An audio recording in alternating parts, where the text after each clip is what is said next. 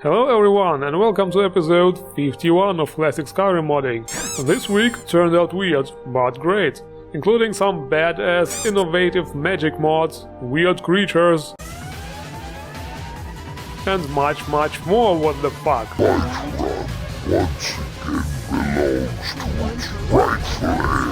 What? I shall end your miserable existence, you abomination!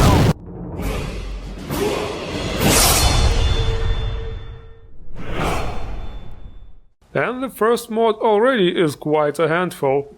HASTE, Horrible Andy's Skyrim Tweaked Effects by Horrible Andy. This mod does a shitload of tiny tweaks to improve certain annoying mechanics, according to the author's taste. I will just list the changes here without my personal input, because that would make the whole thing way too long. So, this mod reduces the crime radius. Guards won't spot crimes from across the map. Animals can no longer report crimes. Enemies will no longer do this annoying sidestep as you try to snipe them. If you make a skill legendary, it will be set to 30 instead of 15. Illusion spells do no longer trigger hostility. Paralyze is now an illusion spell. The distance at which enemies chase or detect you has been reduced by half. Bounty quests now give appropriate rewards. For killing a dragon, for example, the reward will be much higher than for a bandit. Torches illuminate a wider area. The smelter levels up your smithing skill. The tanning rack levels up your smithing skill. Guards will help you fight hired thugs if you are attacked. Fall damage is slightly reduced. The player and all other NPCs now blink from time to time. NPCs will no longer randomly greet you as you run by. NPCs will walk at your pace while leading you somewhere. If a follower blocks your way and you walk into them, they will walk away a greater deal. And finally, the weird spinning death animation has been removed. As I said, no comment from my side for this one. This time the judging is up to you folks. The next one is a simple little replacer. Campfire by Renthal311. And this time it's a replacer for the campfires and the stones around them. New meshes, new textures, of incredibly high definition. Well, not really. Those are actually only 1K textures, but the models still look really sharp and realistic. Yeah, this stuff is fucking hot. Oh no, that was bad. Okay, those models are simply smoking! Okay, fine, this time I really got it. This shit is lit. I bet if I were doing this on stage, people would be probably throwing tomatoes by now. And the follower mods are lit too this week, literally like from a different world. Reddit Mascot's Companion by Chris2Fur. There are two different files you can choose from, either it will follow you right away, or you can recruit it in the Sleeping Giant Inn. Okay, this thing is supposed to be based on the Reddit Mascot, obviously. I'm not a Reddit person and I didn't even know this existed, but I just have to point out how different it looks. The ears are supposed to be here, and the antenna is completely different too.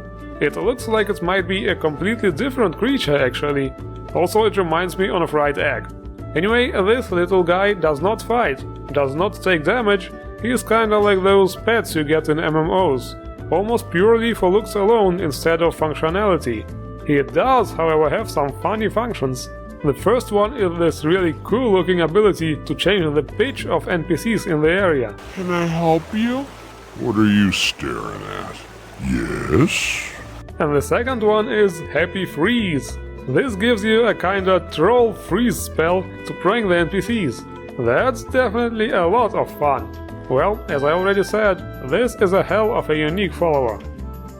The second follower for this week shows some uniqueness as well.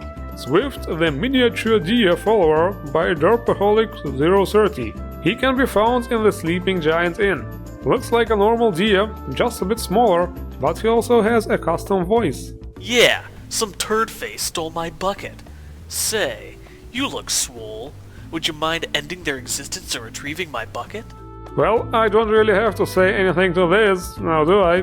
Also, besides those quest lines, he just had the regular vanilla voice lines. He does not count as a follower, however.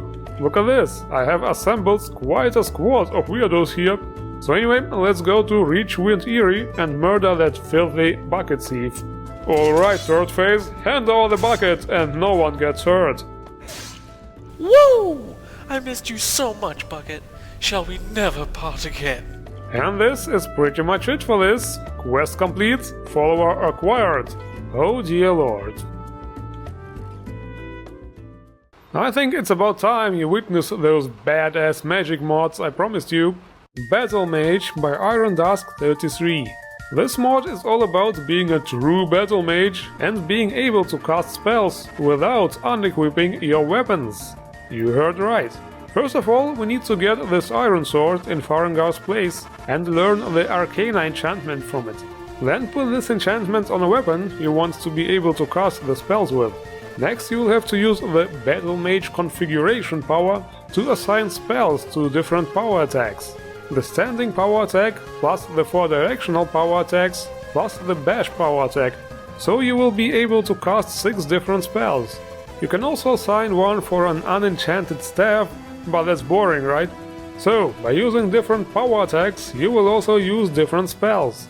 This reminds me of TK combat a bit, and yes, this can be a bit overpowered of course, since you do 2 attacks at the same time, but it's definitely an interesting mod. We also have something interesting for the defense. Mana Shield by Hydrobiros. You know how in MMOs mage classes usually have a shield, which you have to hit away before you can actually damage them? This is similar. The mana shield can be toggled on and off with a spell. It drains 2 Magicka per second by default, and if you get hit it absorbs 50% of the damage, while the other 50% will be subtracted from your Magicka. That sure is a cool ability for those who want to try out a pure mage character. I have seen similar abilities in big magic mods like Forgotten Magic Redone for example, but here the execution is really nice and simple, especially with this particular visual effect. The next magic related mod is Some Spell Package by Okay, this gonna be good. So this is quite a big spell package, but the description is not translated into English. I tried all the spells out, and based on the spell names, there is some really complicated strategic mumbo-jumbo possible. Looks like it goes into the direction of mind control, manipulation, and raising and commanding a necromantic army. But to be honest, I have no fucking idea what I'm talking about. The spells did something, but 90% of the time I had not the slightest idea what exactly they did. So yeah, what can I say? This totally needs a translation, because this does seem like an unusual and interesting spell mod, but the way it is now, it's kinda unusable. There is one more magic related mod, NAYSAN'S THRALL Replacer by NAYSAN. The thralls, aka master conjuration spells, look like normal Atronachs in the vanilla game, but this author said no, this is not enough, we need something with tits. Or actually more like without, because those 3 replacers look really young.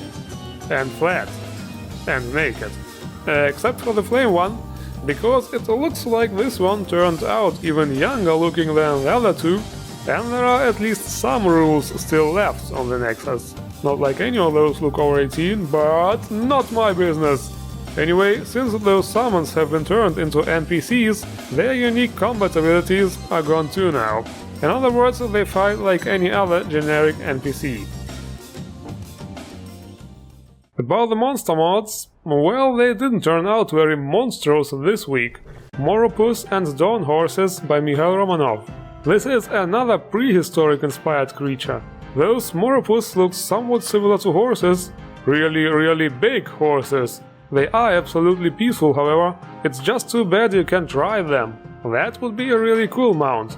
We just need to add some chainsaws and stuff. Anyway, the Dawn Horse on the other hand is a really small creature. They look more like deer calves than horses to me, and needless to say, they are also absolutely peaceful. How about some more peaceful creatures? Dugongs and Manatees. Now those are creatures which still exist in our time. They are also commonly referred to as sea cows. Medium-sized, peaceful sea creatures. Yes, Skyrim can definitely use more sea life, Those are the Dugongs, by the way, and this right here are the Manatees. The Manatees have slightly different textures, and also the facial hair looks different. I guess they go to the barber more often. And there is another one. Chub, Loons. Those somewhat penguin-like creatures can be found in the cold and icy parts of Skyrim. This is another SO-based creature, by the way. Despite being birds, they cannot fly and will just run away if you approach them. And the good part about all this is, now I definitely know what I'm having for dinner tonight. You know what that means, right?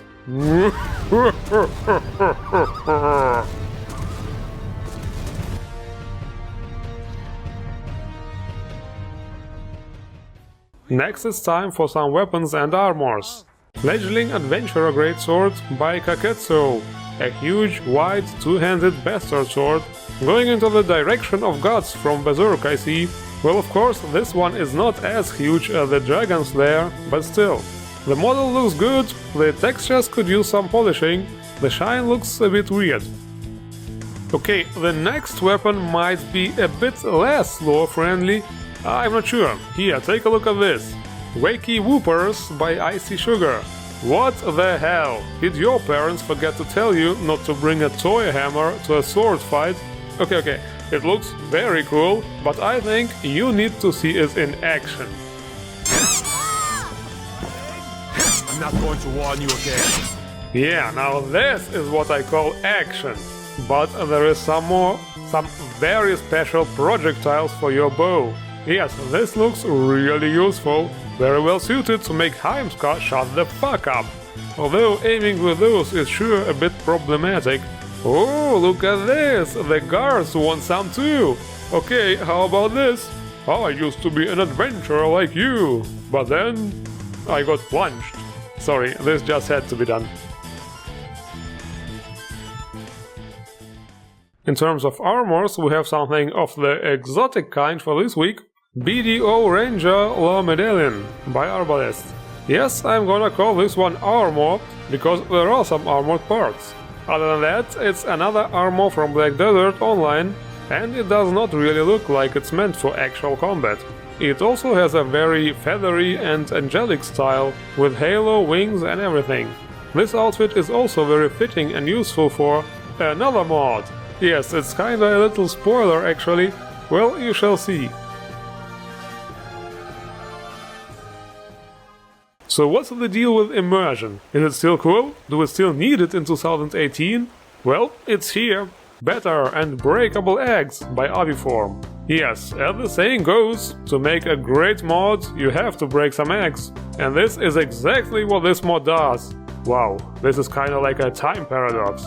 So, this mod improves the textures of bird nests and eggs, and also makes the eggs breakable. Of course, you can't break the eggs while they are still in the nest, because you know how the game's mechanics work, it's like a plant, you have to harvest the egg first. The egg also won't break if you drop it, but you know, since I pointed that out, some modder is probably already writing the script to make it possible. Well, for now, you just have to hit it, with a toy hammer. There we go! Now we have two separated items, a consumable part and the ingredient part. Oh my god, this is so immersive! And obviously there are some different models for different eggs.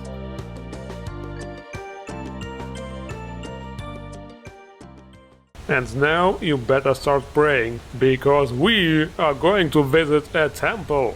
Temple of Dibella by Steiner. A big temple located on the mountain between Whiterun and Riverwood, right next to the waterfall. One of the best places in the game. The temple itself looks really overwhelming, especially on the inside. All those gigantic statues sure do their part. NPCs from all across Skyrim come to this place to pray to Dibella. Well, of course, those are not really pilgrims who come from different towns, because that would require scripting. The NPCs we see here are specifically generated for this place. So yes, for now this place purely serves aesthetic purposes. You know, we always say aesthetic this, aesthetic that, but what does it actually mean? Well, I'm gonna tell you. It means for screenshots. Now you know. Also, look at this. For the first time ever, I'm using a female character for something else than showing armors. Don't worry, it won't become a habit. It's just because it really fits into the whole theme. And this is it for this week's episode. Links to all mods are as always in the description. Don't forget to enjoy the mods you like. And if you enjoyed the review, hit the like button, leave a comment and subscribe for more best Skyrim mods every week. I thank you all for watching and see you around!